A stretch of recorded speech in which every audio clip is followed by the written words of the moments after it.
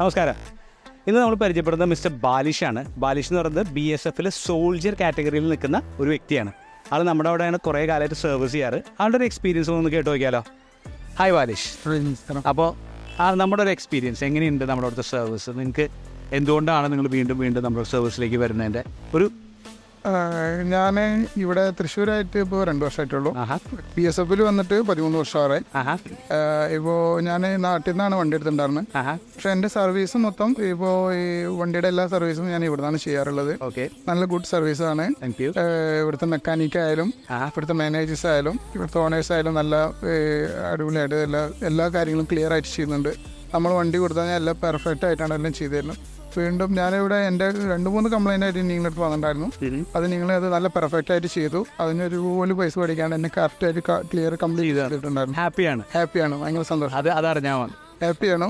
ഞാൻ ഇനി എത്ര കാലം ഇവിടെ ഉണ്ടാവും എന്നറിയില്ല. അതുവരെ തന്നെ ഇവിടെ നിന്നാണ് സർവീസ് ചെയ്യുള്ളൂ. വേറെ ഇവിടെ നിന്നും കൊടുക്കാനില്ല. കാരണം എനിക്ക് എടുത്താണ് നിങ്ങളെ സർവീസ് എത്ര നല്ല പെർഫെക്റ്റ് സർവീസായിരുന്നു.